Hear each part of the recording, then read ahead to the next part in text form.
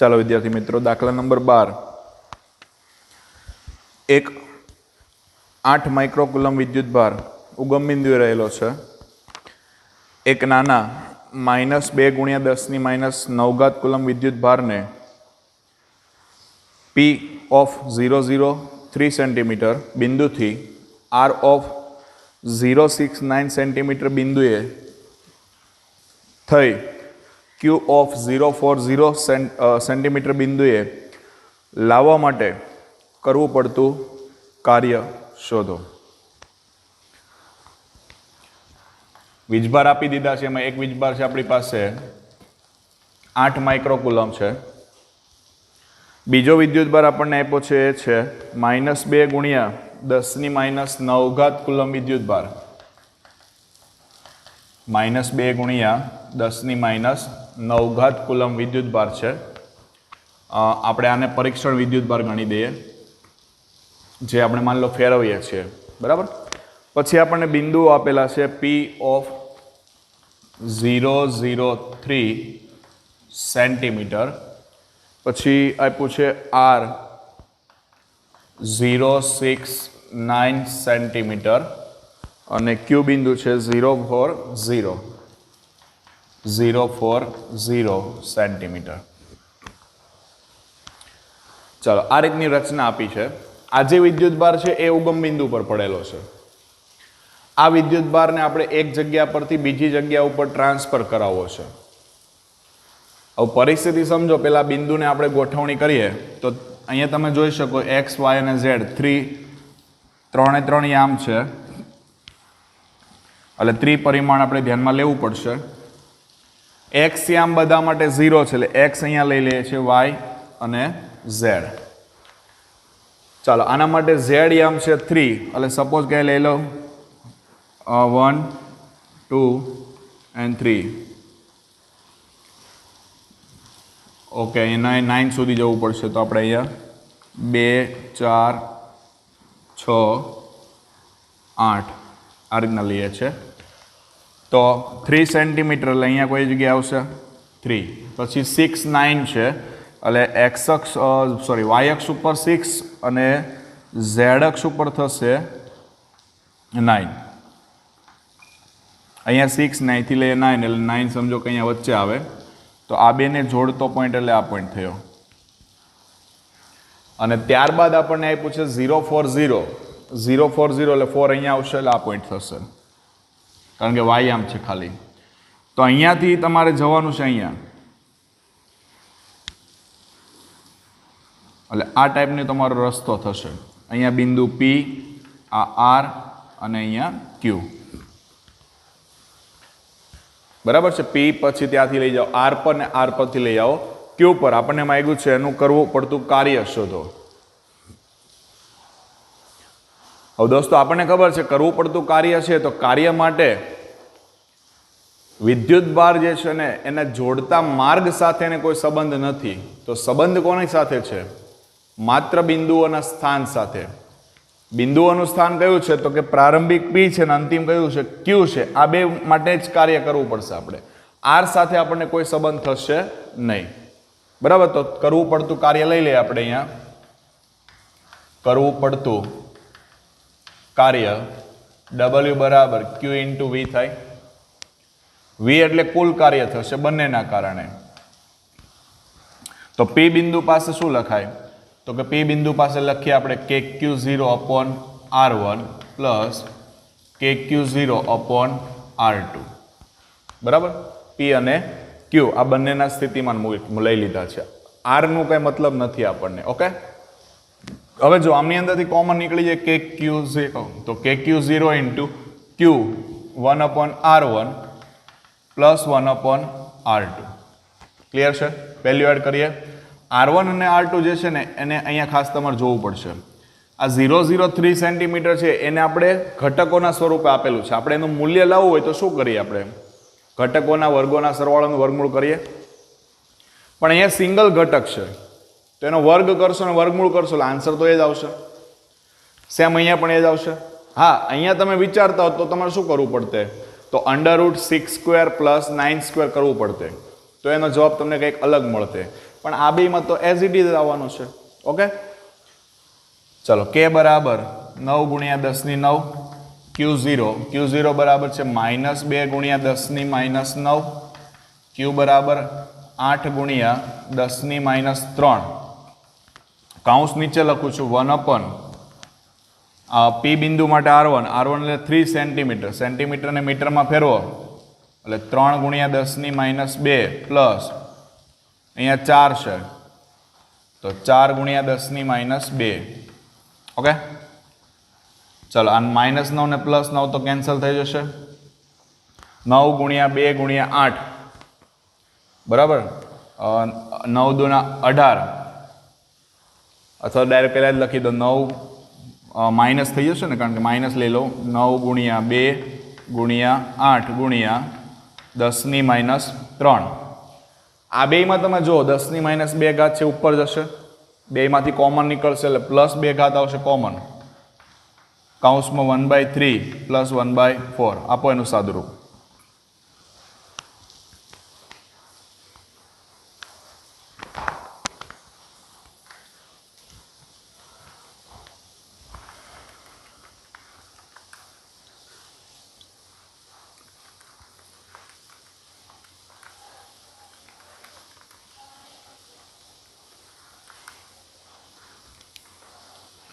ચલો આ 9 દુ 18 ગુણ્યા 8 કરશો એટલે એ તમારે 144 ઘાત જુઓ અહીંયા -3 + 2 એટલે -1 1/3 એટલે 0.33 1/4 એટલે 0.25. ફાઇનલી આન્સર કરો સાદુરૂપ આપીને.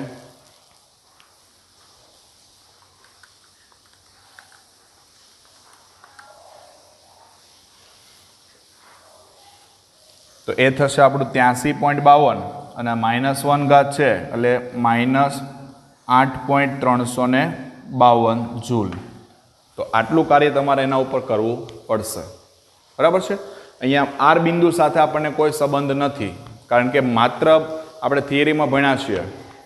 કરવું પડતું કાર્ય કોના ઉપર આધાર રાખશે? માત્ર બિંદુઓના સ્થાન પર. એને જોડતા માર્ગ સાથે એને કોઈ સંબંધ છે નહીં. ઓકે, ચાલો નેક્સ્ટ. બી બાજુવાળા એક ઘન એના દરેક બિંદુએ વિદ્યુતભાર Q છે. વિદ્યુતભાર એના તંત્રને લીધે ઘનના કેન્દ્ર પર સ્થિતિમાન અને વિદ્યુત ક્ષેત્ર શોધો. બી બાજુવાળો ઘન કીધો છે આપણને, સમઘન. ચાલો પહેલા સમઘન એની રચના જોઈએ.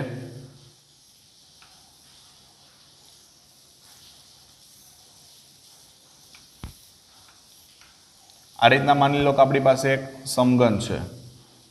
રેડી? દરેકની બાજુ છે બી અને દરેક એના શિરોબિંદુ પર Q જેટલો વિદ્યુતભાર રહેલો છે. હવે તમને એવું કહે છે કે સમઘનનું જે આ કેન્દ્ર છે તો એ કેન્દ્ર ઉપર વિદ્યુત ક્ષેત્ર અને વિદ્યુત સ્થિતિમાન આ બંને ગણો. પહેલા વિદ્યુત સ્થિતિમાનની ચર્ચા કરીએ પછી વિદ્યુત ક્ષેત્ર માટે વિચારો. વિદ્યુત સ્થિતિમાન બિંદુ, આ જે બિંદુ છે ને એનું નામ આપી દો O. તો O બિંદુ પર દરેક વિદ્યુત ભારના કારણે વિદ્યુત સ્થિતિમાન ઉત્પન્ન થશે. તો વિદ્યુત સ્થિતિમાનનું સૂત્ર શું? Q/R. તો આપણે શું કામ કરીએ? આ દરેક શિરોબિંદુથી કેન્દ્ર સુધીનું અંતર ગણીએ તો એ તો બધા માટે સમાન જ આવશે. હવે પરિસ્થિતિને સમજો કઈ રીતના અંતર મળશે. મારે કેન્દ્ર સુધીનું અંતર મેળવવું છે એટલે હું શું કરીશ? આ બાજુનો આ પોઈન્ટ છે ને આ અને આ જે છેડો આવે એને જોડતો વિકર્ણ દોર દો.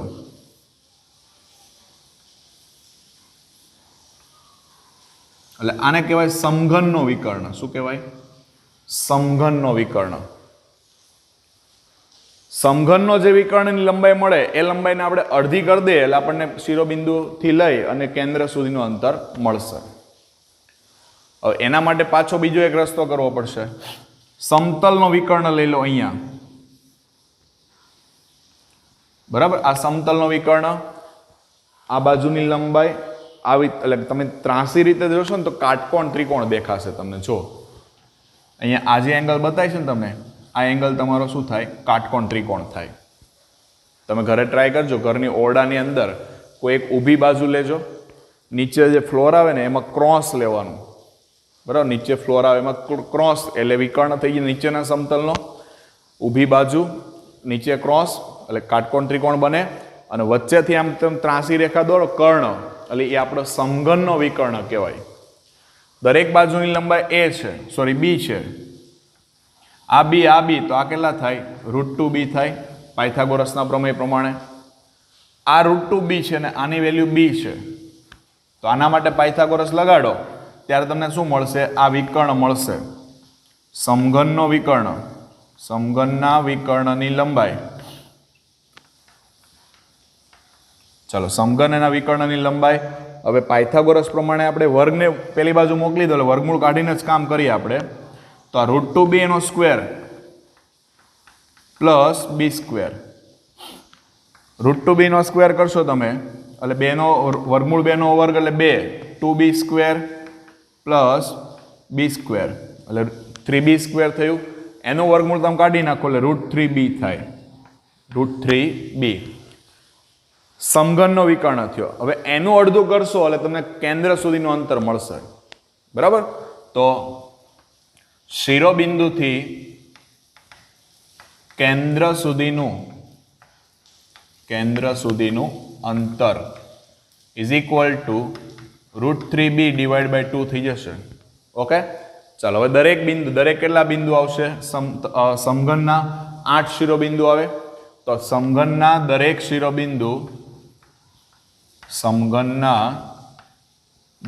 શિરોબિંદુ ના કારણે કેન્દ્ર પર સ્થિતિમાન, કેન્દ્ર ઉપર સ્થિતિમાન એટલે 8kq/r. પણ r તરીકે કેટલા આવ્યા દોસ્તો? r તરીકે આવ્યા છે √3b/2, √3b/2 એટલે 2 જતા રહેશે ઉપર, તો 16kq/√3b. ચલો, આ સ્થિતિમાન થયું. હવે ક્ષેત્રની વાત કરીએ. ક્ષેત્ર માટે તમે વિચારજો, ક્ષેત્ર માટે વિચારીએ તો આ શિરોબિંદુ એના કારણે અહીંયા કેન્દ્ર પર ઉદ્ભવતું વિદ્યુત ક્ષેત્ર એનું ડાયરેક્શન આ બાજુ જાય, તો એક્ઝેક્ટલી એની ઓપોઝિટ ડાયરેક્શનમાં જે શિરોબિંદુ આવતો હશે એ એની કરતા વિરુદ્ધ દિશામાં મોકલશે. એટલે આ શિરોબિંદુના કારણે ક્ષેત્ર આ બાજુ જાય છે, તો પેલો નીચેથી જે શિરોબિંદુ આવતો હશે એનું ક્ષેત્ર આ બાજુ આવશે. એટલે કેન્દ્ર પાસે તમે અસર લેવા જાઓ, એકબીજા કરતા વિરુદ્ધ દિશામાં છે. કેવી દિશામાં છે? વિરુદ્ધ દિશામાં છે. એકબીજા કરતા વિરુદ્ધ દિશા મતલબ શું થયો? 0. તો દરેક શિરોબિંદુના કારણે સામસામેની અસર નાબૂદ થઈ જશે. ઉપરનો આ શિરોબિંદુ સામે નીચેનો શિરોબિંદુ, અસર નાબૂદ.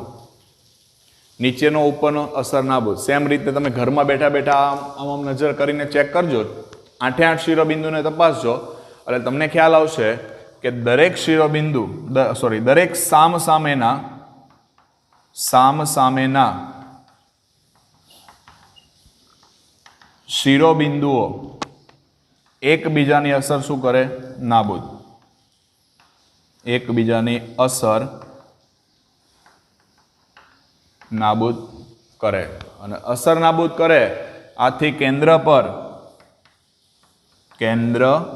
પર વિદ્યુત ક્ષેત્ર કેટલું? 0.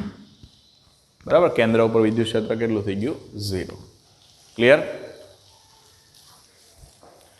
ચલો, ત્યાર પછી દાખલા નંબર 14. 1.5 માઇક્રોકુલમ અને 2.5 માઇક્રોકુલમ વિદ્યુત ભાર ધરાવતા બે નાના ગોળાઓ એકબીજાથી 30 સેન્ટીમીટરના અંતરે રહેલા છે. તો નીચેના સ્થાનોએ વિદ્યુત ક્ષેત્ર અને વિદ્યુત સ્થિતિમાન એની ગણતરી કરો. ચલો, પહેલું આપ્યું છે બે વિદ્યુત ભાર એને જોડતી રેખાના મધ્ય બિંદુ પર. બે વિદ્યુત ભાર એને જોડતી રેખાના મધ્ય બિંદુ પર. આપણે પહેલા કિસ્સાની ચર્ચા પહેલા કરીએ, પછી બીજા પર વિચારીએ.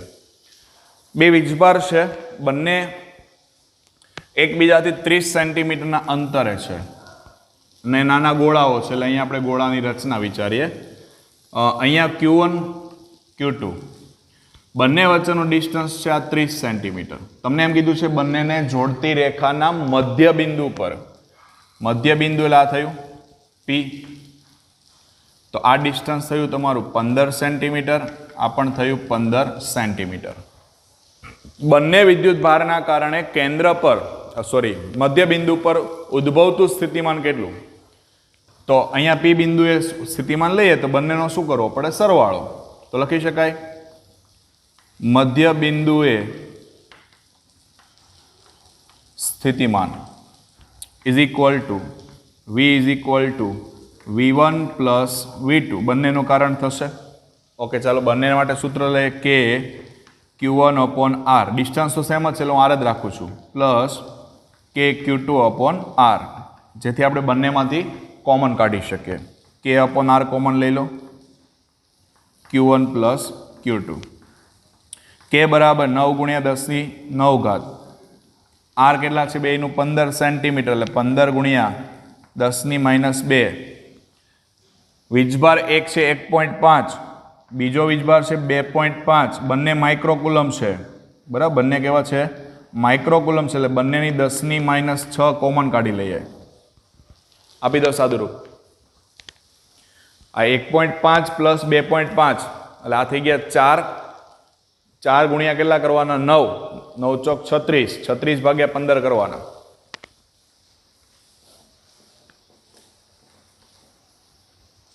એટલે એ થઈ ગયું તમારું 2.4.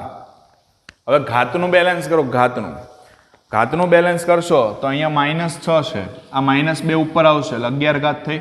11 માંથી 6 જાય એટલે 5 ઘાત, આટલા વોલ્ટ.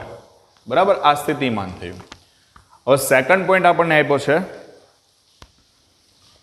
આ રેખાના મધ્ય બિંદુમાંથી પસાર થતી અને રેખાને લંબ સમતલમાં આવેલા મધ્ય બિંદુથી 10 સેન્ટીમીટર અંતર આવેલા બિંદુએ વિદ્યુત ક્ષેત્ર પણ ગણવાનું છે અને વિદ્યુત સ્થિતિમાન પણ ગણવાનું છે. ફરી પાછી આ રચના ધ્યાનમાં લઈએ. Q1 Q2. હવે આને લંબ કીધું છે, મધ્ય બિંદુમાંથી પસાર થતું હોય અને 10 સેન્ટીમીટર દૂર 10 સેન્ટીમીટર દૂર આવેલા બિંદુએ આપણે વિદ્યુત ક્ષેત્ર અને વિદ્યુત સ્થિતિમાન જોઈએ છે. અત્યારે તમે જો અહીંયા રેખા પર જ હતું બિંદુ, મધ્ય બિંદુ. હવે ક્યાં છે? રેખાથી 10 સેન્ટીમીટર છે. તો આના કારણે અહીંયા ઉદ્ભવતું વિદ્યુત ક્ષેત્ર, એનું ડાયરેક્શન આ જાય, આને કહીએ E1. તો આના કારણે જે વિદ્યુત ક્ષેત્ર આવશે એનું ડાયરેક્શન આ બાજુ આવશે.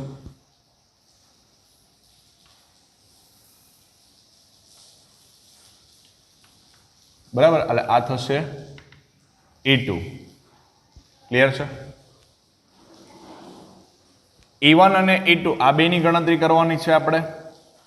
એનું પરિણામ પણ મેળવવું છે. સમજી લો પરિણામ આપણે એમ કહીએ ભાઈ આ રીતે મળે છે વચ્ચેથી. આ પરિણામ મળ્યું આપણને E. પછી બંનેના કારણે ઉદ્ભવતું સ્થિતિમાન પણ જોઈએ છે. એટલે અહીંયા P બિંદુ અત્યારે આપણો અહીંયા છે. ક્લિયર?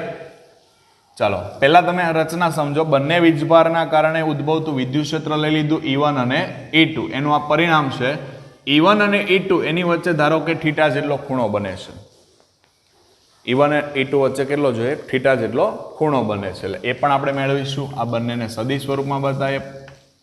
ઓકે, ચાલો પહેલા તો સ્થિતિમાન ગણી લઈએ. એના માટે આ અંતર લાવવું પડશે. આ તો આપણને ખબર છે 15 સેન્ટીમીટર છે. આ 15 છે, આ 10 છે, એટલે આ મળી જાય. બરાબર? ત્રિકોણ નામ આપી દે અહીંયા OP અને Q1 લઈ લો. ત્રિકોણ OP Q1 સ્મોલ Q1. એના માટે પાયથાગોરસ લગાડી દે અહીંયા. તો Q1P બરાબર અંડરરૂટ 10 નો વર્ગ પ્લસ 15 નો વર્ગ. 10 નો વર્ગ 100, 15 નો વર્ગ કરી અને એ બેનો તમે સરવાળો કરી વર્ગમૂળ કાઢીને આપી દો.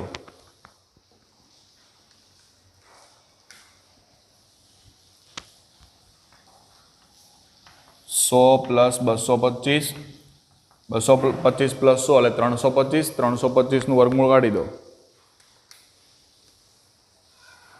એટલે એ થયું તમારું 18.02. એટલે આપણે 18 લખીએ 18 સેન્ટીમીટર. એટલે આ કેટલા આવી ગયા? 18 સેન્ટીમીટર. ઓકે, ચાલો હવે તમને સ્થિતિમાન ખબર પડી જશે. Q1 અને Q2 ના કારણે ઉદ્ભવ, Q1 ના કારણે લઈ લે પહેલા, અથવા તો બંનેનો તમે સરવાળો પણ કરી દો ડાયરેક્ટ, એટલે બંનેનું મળી જશે. Q1 અને Q2 ના કારણે ઉદ્ભવતું સ્થિતિમાન. ચાલો, બંનેના કારણે છે V બરાબર ફરી પાછું V1 પ્લસ V2. તો V1 બરાબર K, ડિસ્ટન્સ સેમ છે બેયનું, એટલે અંતર કોમન કાઢી લઉં છું, Q1 પ્લસ Q2. K બરાબર 9 ગુણ્યા 10 ની 9, અંતર હવે થશે 18, 18 ગુણ્યા 10 ની માઇનસ 2, વીજભાર છે 1.5 પ્લસ 2.5 ગુણ્યા 10 ની માઇનસ 6, ફરી પાછું કૌંસની અંદર 4 આવી ગયા, 9 ચોક 36, 36 ભાગ્યા 18, 18 દુના 36, 2 ગુણ્યા 10 ની 5 ઘાત વોલ્ટ. આ સ્થિતિમાન થઈ ગયું. હવે Q1 ના કારણે વિદ્યુત ક્ષેત્ર અને Q2 ના કારણે વિદ્યુત ક્ષેત્ર ગણીએ અલગ અલગ. Q1 ના લીધે P બિંદુએ વિદ્યુત ક્ષેત્ર E1 બરાબર K Q1 અપોન ડિસ્ટન્સ થશે Q1P એનો સ્ક્વેર. જો કે અંતર તો બંને માટે સેમ જ છે, એટલે કોઈ માથાકૂટ નથી. કે 9 ગુણ્યા 10 ની 9, Q1 બરાબર 1.5 10 ની માઇનસ 6, ડિસ્ટન્સ 18 ગુણ્યા 10 ની માઇનસ 2 એનો સ્ક્વેર. આપો સાદુરૂપ.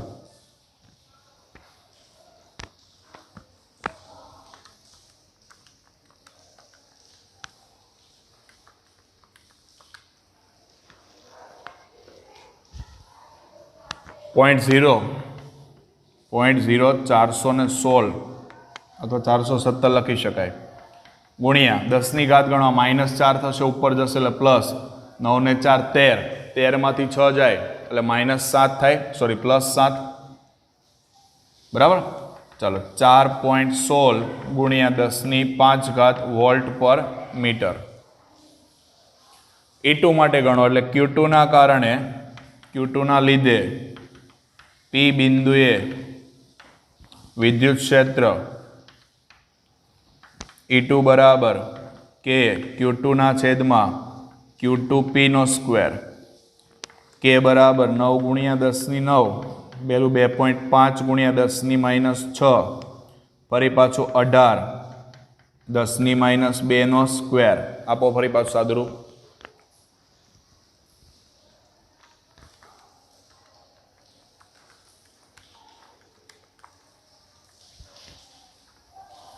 તો એ થઈ જશે તમારું 0.0694 ઇન્ટુ 10⁻⁴, ઘાત તો એના જેમ જ થવાની છે, 10 ની 7 ઘાત, એટલે 6.94 ગુણ્યા 10 ની 5 ઘાત વોલ્ટ પર મીટર. ચાલો, આ તો બંને વિદ્યુત ક્ષેત્ર E1 અને E2 મળ્યા દોસ્તો. હવે એનું પરિણામ લાવવું પડશે આપણે. પરિણામ મેળવવું છે તો પહેલા તો બે વચ્ચે કેટલાનો ખૂણો છે એ જાણવો પડે. બંને વચ્ચે કેટલાનો ખૂણો છે, એટલે સમજો આ થીટા છે, બરાબર, આ આખો ખૂણો થીટા છે, એટલે આ બી આખો ખૂણો થીટા થાય.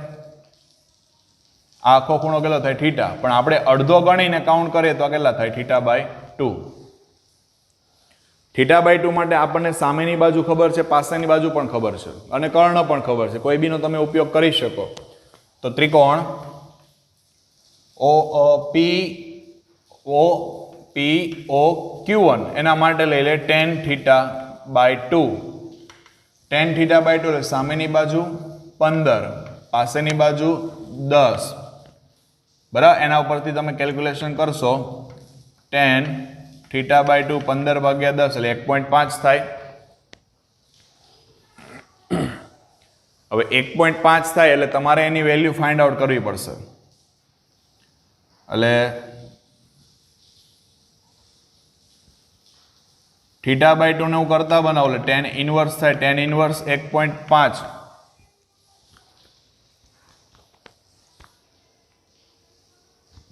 આ વેલ્યુ તમારે લોગ ટેબલની અંદર જાતે ગોતવી પડશે. એટલે આ જે વેલ્યુ તમારી આવશે ને એ વેલ્યુ તમારી 10 ની અંદર તમે ગોતી લેશો તો એ તમને મળી જશે 56.3 સમથિંગ, બરાબર. 56.3. કોના બરાબર θ/2 તો θ બરાબર 2 પાછા ઉપર જશે 56.3 ગુણ્યા 2 એટલે 112.6 આટલો ખૂણો થયો આપણે 112.6 ડિગ્રી રેડી ચાલો હવે E1 ખબર છે E2 ખબર છે θ ખબર છે પરિણામ લઈએ પરિણામી વિદ્યુત ક્ષેત્ર E બરાબર અંડર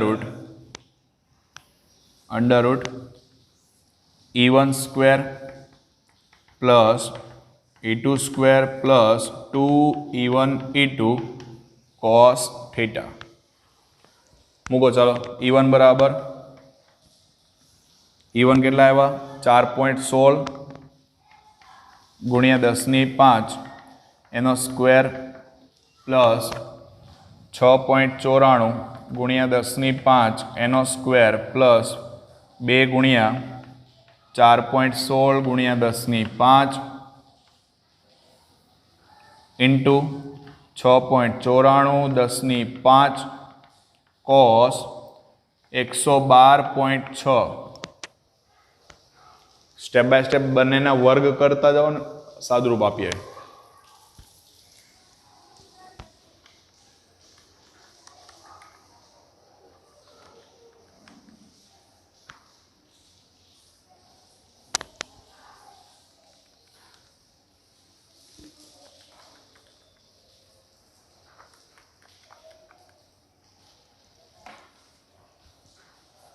તો 4.16 એનો વર્ગ થશે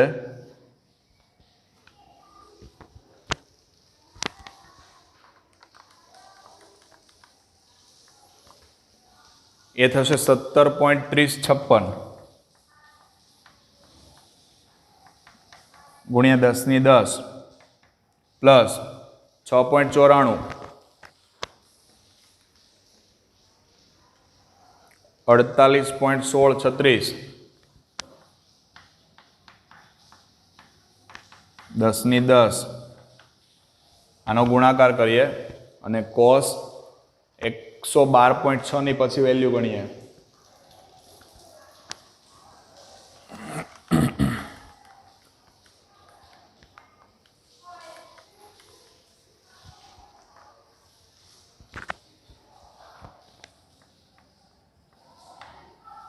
$57.7408 चलो cos 112.6 છે દોસ્તો cos ની અંદર મેક્સિમમ તો 90 ડિગ્રી મળે તો એના માટે શું કરી શકાય cos એને બાદ કરવા પડે વિધેય બદલાવું ના જોઈએ વિધેય ના બદલાય એટલે પાઈ માંથી આપણે ચેન્જ કરવો પડે તો એને ચેન્જ તમે આ રીતે કરી શકો cos પાઈ માઈનસ પાઈ માંથી કેટલા બાદ કરીએ કે જેથી કરીને આપણો આન્સર 112.6 આવે એટલે ઉલટી ગણતરી કરી જવાની 180 માંથી તમે 112.6 બાદ કરી દો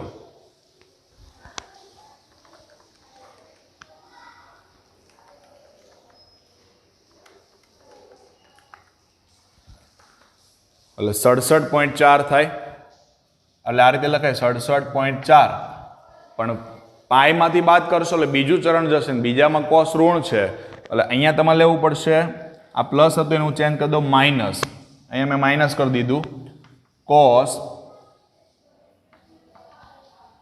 67.4 ચલો પહેલા બેનો સરવાળો કરી દે અને પછી આપણે cos ની વેલ્યુ એડ કરી દે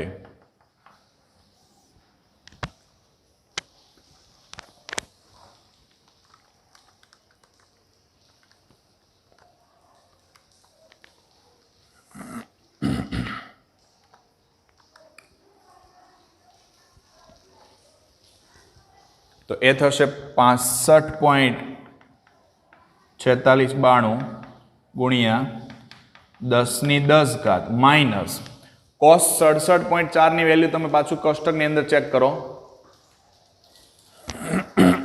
તો એ આવશે તમારી 0.3843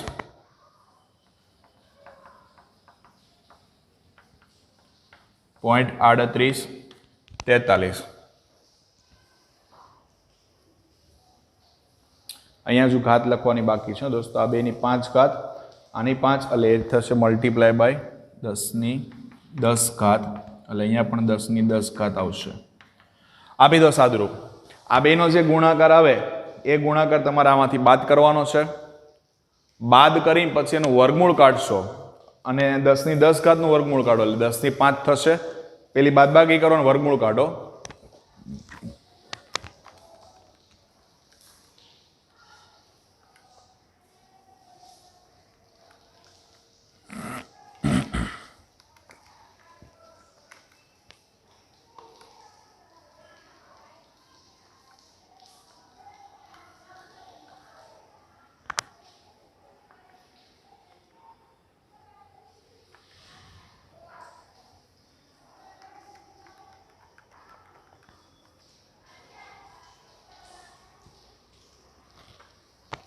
એટલે ફાઇનલી આન્સર એવો થશે 6.58 ગુણ્યા 10 ની 5 ઘાત.